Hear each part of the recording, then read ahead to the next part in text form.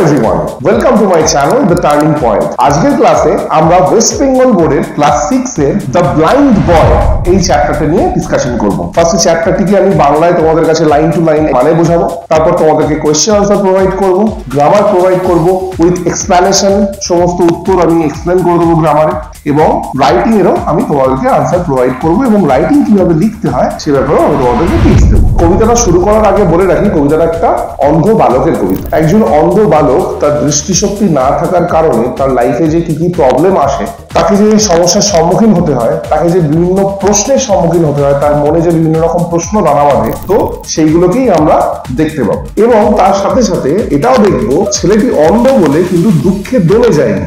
একটা অদ্ভুত পজিটিভ মেন্টালিটিকে, ইতিবাচক মানসিকতাকে আঁকড়ে ধরে বাচ্চাটা কিন্তু নিজেদের চলার পথে, জীবনে চলার পথে এগিয়ে চলেছে। তো এই সমস্ত কিছুই আমরা এই কবিতায় দেখতে পাবো। কবিতাটি খুবই শিক্ষণীয় কবিতা, আমাদের খুব ইন্সপায়ার করে। তো কবিতাটি এবার শুরু করব, কিন্তু শুরু করার আগে এই দারুণ কবিতাটি যিনি লিখেছেন কলি সিভার, তার ব্যাপারে চলো কিছু জেনে নেওয়া যাক। কলি সিভার 1671 to 1757, অর্থাৎ তিনি জন্মেছিলেন 1671 সালে এবং তার মৃত্যু ঘটে 1757 সালে। Colley Cibber was a noted English dramatist, actor and poet. Colley Cibber একজন প্রখ্যাত ইংরেজি নাট্যকার, অভিনেতা এবং কবি ছিলেন। নোটেড মানে হচ্ছে প্রখ্যাত। হি রোট 25 place and a number of poems. তিনি 25টি নাটক এবং বেশ কয়েকটি কবিতা লিখেছিলেন। তিনি অ্যাকচুয়ালি একজন ছিলেন অ্যাক্টর, বেশ ফেমাস অ্যাক্টর। প্রথম দিকে তিনি কবিতা লিখতেন না। পরবর্তীকালে 1730 সালে তাকে একটি পোস্ট দেওয়া হয়, তাকে একটি পদ দেওয়া হয় পোয়েট লরিয়েট বলে। তারপর থেকে তিনি কবিতা লিখতে শুরু করেন। তো এই ছিল আমাদের পোয়েটের ব্যাপারে ইনফরমেশন পড়া হয়ে গেল। চলো এবার তাহলে আমরা কবিতাটা শুরু করি। O say what is that thing called light. ও হে, আমাকে বলো এই লাইট অর্থাৎ আলো নামের জিনিসটা কি, which I can never enjoy, যে জিনিসটা আমি কখনোই উপভোগ করতে পারবো না। What is the blessing of the sight, দৃষ্টিশক্তির আশীর্বাদটাই বা কি। ব্লেসিং অর্থাৎ আশীর্বাদ, সাইট মানে হচ্ছে দৃষ্টিশক্তি। O tell your poor blind boy. ও হে, তোমার এই বেচারা অন্ধ বালকটিকে বলো। এখানে পুয়ার অর্থাৎ গরিব নয়, পুয়ার বলতে এখানে বেচারা বলা হয়েছে। তো একজন অন্ধ বালক কাউকে ডেকে তাকে জিজ্ঞেস করছে এই লাইট অর্থাৎ আলো নামের জিনিসটা কি, যে জিনিসটা আমি কখনো এনজয় করতে পারবো না, উপভোগ করতে পারবো না।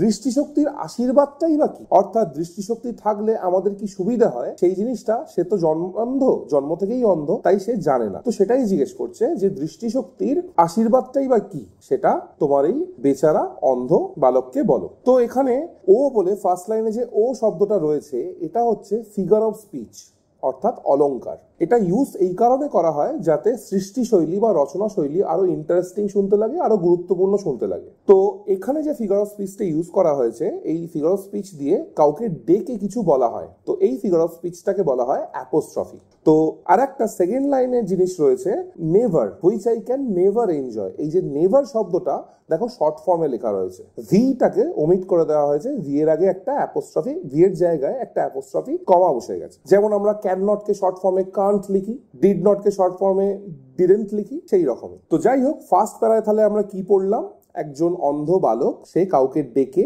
তাকে কিছু কোয়েশ্চেন জিজ্ঞেস করছে। What is the thing called light which I can never enjoy, যে লাইট নামের জিনিসটা কি, যে জিনিসটা আমি কখনো উপভোগ করতে পারবো না, সেটা কি আমাকে বলো। What is the blessing of the sight O tell your poor blind boy, দৃষ্টিশক্তির আশীর্বাদটাই কি, সেটা তোমার এই বেচারা অন্ধ বালককে বলো। তো বালকটি যেহেতু অন্ধ, খুব স্বাভাবিক, সে কিছুই দেখতে পায় না, তো তার মনে অনেক প্রশ্ন আছে, সেই প্রশ্নগুলোই সে কাউকে করছে, সেই প্রশ্নের উত্তর পাওয়ার চেষ্টা করছে। এবার আসছে second para. You talk of wondrous things you see, তুমি যে বিস্ময়কর জিনিসগুলি দেখো সেই ব্যাপারে আলোচনা করো। ওয়ান্ডারাস মানে হচ্ছে বিস্ময়কর।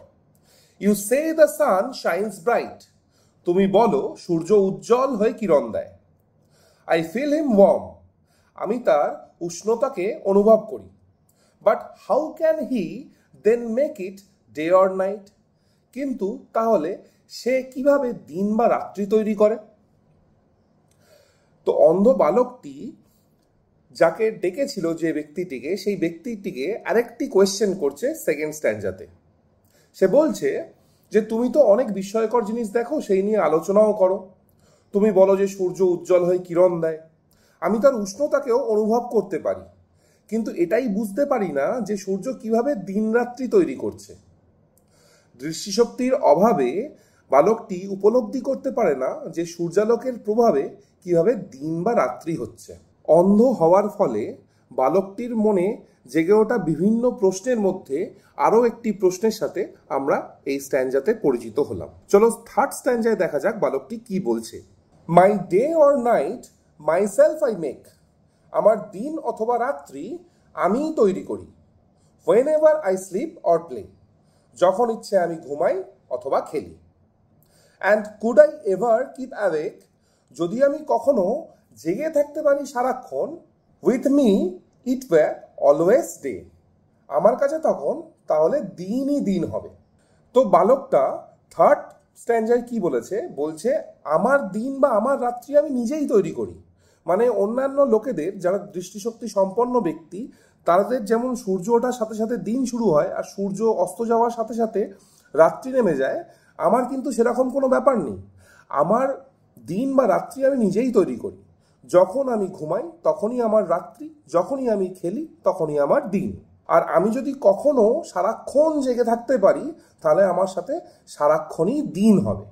তো এই স্ট্যাঞ্জার লাস্ট লাইনে দেখো, তো এই শব্দটায় থার্ড যে শব্দটা ইট ওয়্যারে আইটাকে ওমিট করে দেওয়া হয়েছে, তার জায়গায় একটা অ্যাপোস্ট্রফি কমা লাগানো হয়েছে। তো এই শব্দটা হচ্ছে ইট ওয়্যার অলওয়েজ ডে।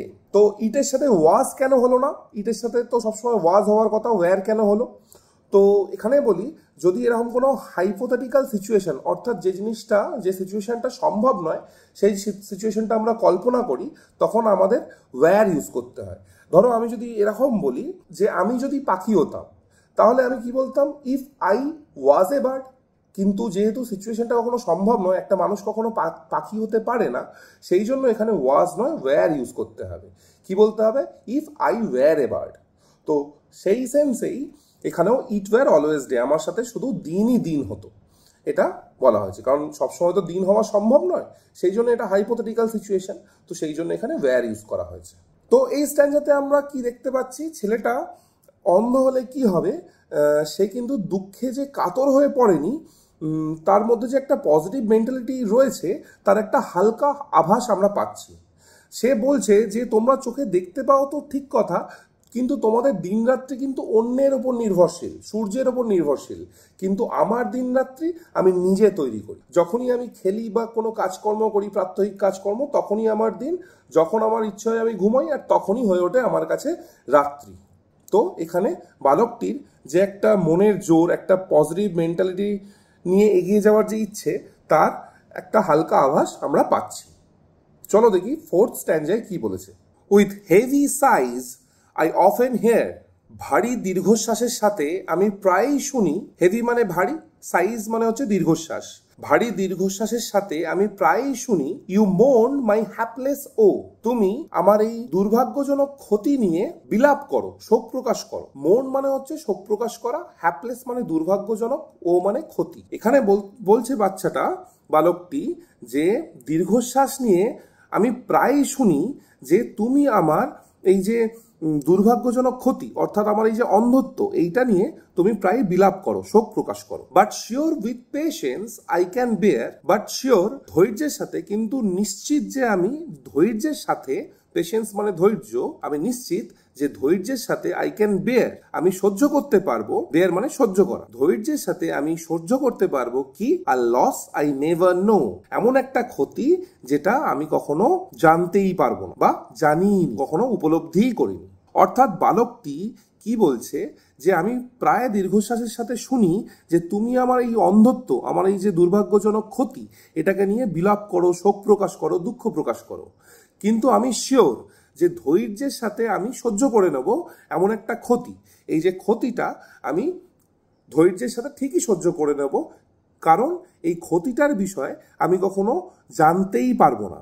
অর্থাৎ জানতেই পারিনি, ক্ষতিটাকে আমি কখনো উপলব্ধিই করতে পারিনি। যেহেতু আমি জন্মান্ধ, জন্ম থেকেই আমি তো অন্ধ, তো আমি যে কি ক্ষতি হচ্ছে, আমি যে কি ক্ষতির সম্মুখীন হচ্ছি, বা আমার যে কি ক্ষতি হচ্ছে আমি কি পাচ্ছি না, সেটা আমি কখনো উপলব্ধিই করতে পারছি না। তো সেই জন্য আমার এই যে যন্ত্রণাটা, এটা আমি ধৈর্যের সাথে ঠিকই সহ্য করে নিতে পারবো। এখানেও লাস্ট লাইনে নেভার বলে যে ওয়ার্ডটা রয়েছে সেই নেভারের ভিটাকে ওমিট করে দেওয়া আছে, শর্ট ফর্মে লেখা হয়েছে, যেমন ফার্স্ট স্ট্যাঞ্জাতে আমরা দেখেছিলাম। তো বালকটির আরেকটি পজিটিভ মেন্টালিটির আমরা পরিচয় এখানে পেলাম। বালকটি বলছে, আমি দীর্ঘশ্বাস ফেলি আর শুনি যে তুমি আমাকে নিয়ে দুঃখ প্রকাশ করছো, আমার অন্ধত্বকে নিয়ে দুঃখ প্রকাশ করছো, আমার যেই ক্ষতি হয়েছে, আমি কি কি জিনিস মিস করে যাচ্ছি সেই নিয়ে দুঃখ প্রকাশ করছো। কিন্তু আমি তো কখনো চোখে দেখতেই পাইনি, আমি প্রথম থেকেই অন্ধ ছিলাম, তাই যে কি কি জিনিস আমি মিস করেছি বা করছি সেই ব্যাপারটা আমার কাছে উপলব্ধি করার মতো নয়, আমি সেই ব্যাপারটাকে উপলব্ধিই করতে পারছি না। তো বলছে এইরকম একটা জিনিস, এমন একটা ক্ষতি যেটা আমি কখনো জানতেই পারবো না, সেটা আমি ঠিক ধৈর্যের সাথে সহ্য করে নেব।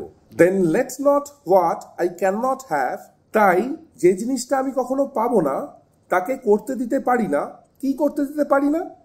মাই চিয়ার অফ মাইন্ড ডেস্ট্রয়, আমার মনের প্রফুল্লতাকে ধ্বংস করতে, নষ্ট করতে। চিয়ার মানে প্রফুল্লতা, ডেস্ট্রয় মানে ধ্বংস করা। তো অন্ধ বালকটি কি বলছে, যে যে জিনিসটা আমি কখনো পাবো না সেই জিনিসটাকে, আমার মনের প্রফুল্লতাকে নষ্ট করতে আমি দেব না। Whilst thus I sing I am a king, যখন আমি এইভাবে গান গাই তখন আমি রাজা হয়ে যাই।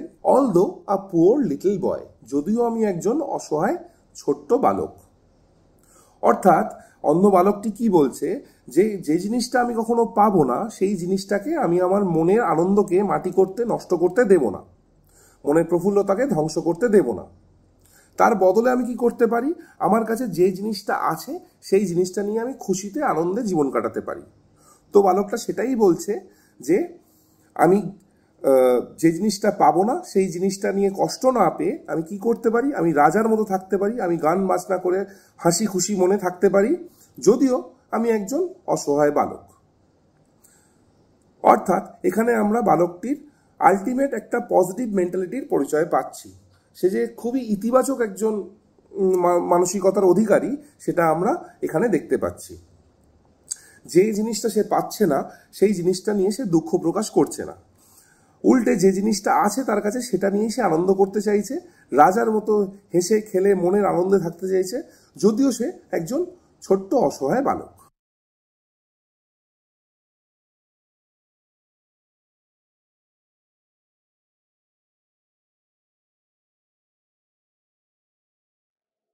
বাচ্চাটি অন্ধ হলে কি হবে, তার লাইফে যে এই একটা বড় দুর্ঘটনা ঘটেছে ঠিক কথা, কিন্তু বাচ্চাটি কিন্তু দুঃখে কাতর হয়ে গিয়ে জীবনটা নষ্ট করছে না।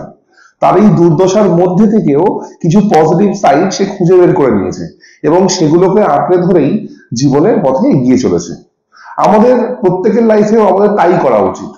প্রথমত তো দুর্ঘটনা তো বলে কয়ে আসে না আমাদের লাইফে, কিন্তু দুর্ঘটনা ঘটে থাকে। কিন্তু দুর্ঘটনা ঘটলে সেই দুঃখে কাতর হলে চলবে না। জীবন তো একটাই, লাইফ একটাই, সেই জন্য সেই জীবনটাকে যতটা সম্ভব আমাদের উপভোগ করা উচিত। দুর্ঘটনার মধ্যেও, খারাপ জিনিসের মধ্যেও, দুঃখের মধ্যে থেকেও আমাদেরকে কিছু এমন জিনিস দেখে নিতে হবে যে জিনিসটাকে আমরা আঁকড়ে ধরে এগিয়ে চলতে পারি জীবনের পথে। যেমন তোমাদের দুজনের এক্সাম্পল দিই। একজন হচ্ছে সকলে চিনলে মিস্টার বিন। মিস্টার বিন খুব বিখ্যাত একজন ক্যারেক্টার, এবং মিস্টার বিনের ক্যারেক্টারটা যিনি প্লে করেন তিনি হচ্ছেন রোয়ান অ্যাটকিনসন। তিনি ছোটবেলা থেকেই স্টাটার করেন, কথা বলার সময় কথাটা আটকে যেত, তিনি স্পিচ বলতে পারতেন না। তো এই নিয়ে তাকে অনেক উপহাস সহ্য করতে হয়েছে, তিনি নিজে খুব প্রবলেম ফেস করেছেন ছোট থেকেই, কিন্তু তিনি দমে যাননি এতে। তার এই যে মাইনাস পয়েন্ট, তার লাইফের যে এই যে মাইনাস পয়েন্ট, তিনি ভালো করে কথা বলতে পারতেন না, সেটাকেই তিনি স্ট্রং পয়েন্ট বানিয়ে নেন। আর আজকে আমরা রোয়ান অ্যাটকিনসনকে মিস্টার বিন হিসেবে সকলে চিনি, সারা বিশ্ববিখ্যাত তিনি। এরকমই একজন আছেন হেলেন কেলার।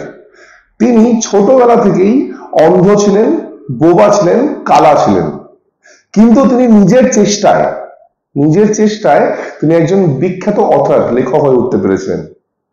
তো এনারাও যদি নিজেদের প্রতিবন্ধকতাকে নিজেদেরকে বশ করে নিতে দিতেন, নিজেদের এই নেগেটিভ পয়েন্টগুলোকে যদি বড় করে দেখতেন, এদের ভারে কাতর হয়ে পড়তেন, তাহলে কিন্তু এনারা এত বিখ্যাত হতে পারতেন না। তারা তাদের প্রতিবন্ধকতাগুলোকে উপেক্ষা করে পজিটিভ সাইডটাকে মনের জোর দিয়ে আঁকড়ে ধরে জীবনে কিন্তু সফল হয়েছেন। তো আমাদেরও এই চেষ্টাই করতে হবে সারা জীবন। কবি এই কবিতার মাধ্যমে আমাদের এই শিক্ষাই দিতে চেয়েছেন।